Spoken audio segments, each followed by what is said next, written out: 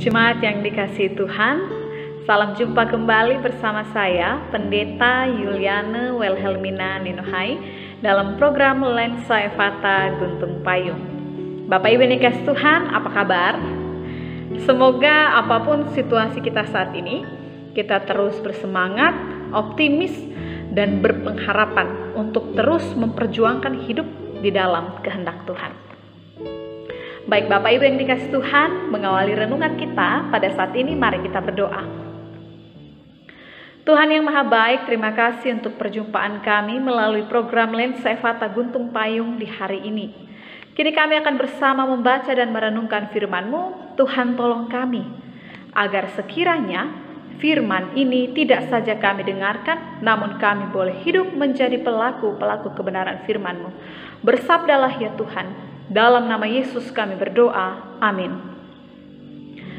Bacaan kita kali ini diambil dari kitab 2 Tawarik pasal 18. Saya akan membacakan ayat yang ke-17. Kemudian Raja Israel berkata kepada Yosafat, "Bukankah telah kukatakan kepadamu, tidak pernah ia menubuatkan yang baik tentang aku, melainkan hanya malapetaka?" Demikian pembacaan Alkitab. Terpujilah Kristus, Hosiana.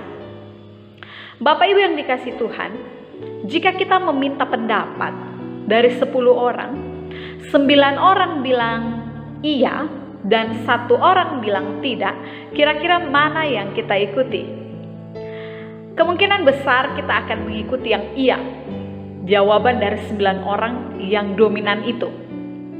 Apalagi kalau kita memang menginginkan jawaban iya, jadi mereka mendukung atau 9 orang itu mendukung keinginan kita. Apalagi jika 1 orang yang tidak itu adalah orang yang tidak kita sukai, maka kita tentu akan semakin berkobar-kobar dalam mengambil keputusan dan menganggap bahwa yang iya, yang mendukung adalah yang terbaik. Nah Bapak Ibu, ini yang terjadi dalam hubungan Ahab, Yosafat, dan juga Mikha. Kedua raja ini, Ahab dan Yosafat, hendak menyerang Gilead. 400 nabi sudah mengiyakan. Mereka sudah bersepakat untuk mengatakan ya, biar raja senang. Namun kemudian Yosafat meminta agar ada nabi Tuhan yang berbicara, bahwa Tuhan berbicara melalui perantaraannya. Dan Mikha datang memberikan kabar, iya, tetapi raja akan mati. Jadi sesuatu yang tidak mengenakan.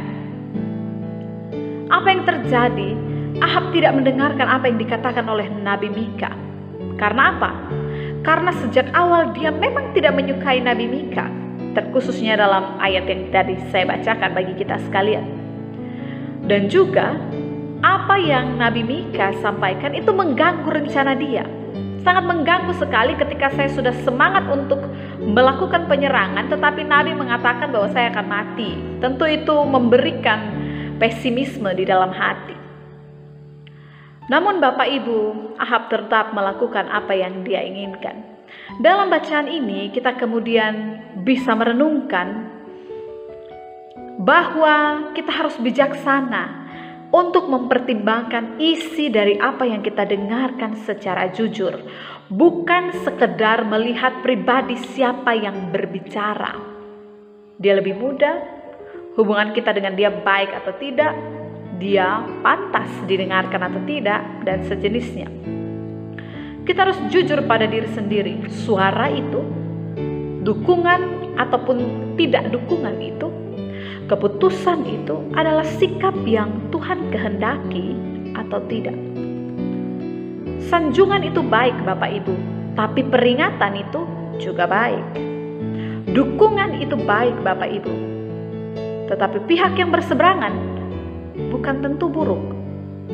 Jika firman Tuhan menegur kita, maka walau itu berat, lakukan.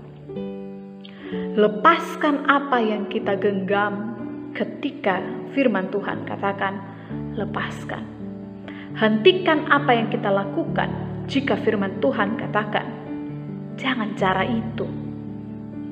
Sesempurna apapun rencana kita, sekuat apapun keinginan kita, kalau kita sadar suara Tuhan itu tidak bersepakat. Ini bukan firman Tuhan, ini bukan jalan Tuhan, ini bukan cara Tuhan. Maka lepaskan saja. Tidak enak Bapak Ibu kalau dikoreksi, ditegur, rencana kita dirombak, rancangan kita ditolak, keinginan kita tidak didukung. Tidak enak. Bahkan walaupun itu firman Tuhan, kita bisa tersinggung. Tetapi ingatlah, suara Tuhan tidak pernah salah. Suara Tuhan tidak pernah berbohong. Allah berbicara kepada roh yang ada di dalam diri kita masing-masing. Sehingga Bapak Ibu, kita pasti tahu jalan mana yang harus kita ambil. Berserah kepada Tuhan, rencana Tuhan, jalan Tuhan, cara Tuhan, dan kehendak Tuhan, aturan Tuhan yang kita pasti tahu. Jangan sangkal itu. Percaya saja dan lakukan. Itu adalah bukti dari hati yang bijaksana, dan itu adalah bukti dari iman yang bertumbuh. Kiranya kita mampu untuk melakukan kebenaran firman Tuhan. Roh Kudus menolong kita. Amin. Jemaat yang dikasihi Tuhan, mari kita berdoa. Tuhan yang baik, terima kasih untuk kesempatan merenungkan firman-Mu di saat ini. Ingatkan kami Tuhan bahwa yang sempurna ialah rencana Tuhan, yang sempurna dan yang jadi ialah keputusan dan kehendak Tuhan. Sehingga Tuhan ajarlah kami untuk memiliki iman yang kuat, namun hati yang ringan untuk melepaskan, ringan untuk mau dikoreksi, ringan untuk mau mengubah diri. Tolong kami Tuhan, karena sesungguhnya berat. Banyak beban, banyak sangkutan, banyak keinginan, banyak rencana, banyak hal yang sudah kami rancang dan kami anggap sempurna. Banyak cara-cara yang sudah kami susun.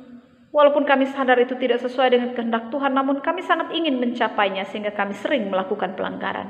Ampuni kami. Ajarlah kami untuk memperbaharui diri kami, agar pribadi kami, keluarga kami, persekutuan kami semakin indah dan berkenan kepada Tuhan. Bapa, berkatilah perjalanan kehidupan kami sepanjang hari ini. Kiranya Tuhan menolong kami dengan Roh Kudus-Mu agar kami dijauhkan dari berbagai hal yang membuat kami tersesat dan jatuh dalam dosa. Berbagai beban pergumulan kami, Tuhan jalan bersama dengan kami. Tuhan angkatlah, Tuhan topang kami, berikan kekuatan. Berbagai syukur yang kami bawa pada saat ini kiranya Tuhan sambut dan berkenan kepadamu. Perjuangan hidup kami sepanjang hari ini Tuhan tolong, Tuhan kiranya berkenan. Dan apa yang kami kerjakan boleh menjadi jalan berkat bagi kehidupan pribadi dan keluarga kami. Dan itu boleh menjadi jalan syukur kami juga untuk menikmati berkat Tuhan dan untuk melihat betapa baiknya Tuhan memelihara kehidupan kami. Ampunilah berbagai kekurangan dan kesalahan kami, pribadi kami, keluarga kami, persekutuan kami, pelayanan kami. Kiranya Tuhan berkenan memberkati. Ini doa dan harapan kami Tuhan, kami naikkan doa ini dengan iman kepada Yesus Kristus Tuhan dan Juru Selamat kami yang hidup. Amin. Demikian renungan kita pada hari ini Bapak Ibu, salam sehat selalu, Tuhan Yesus memberkati.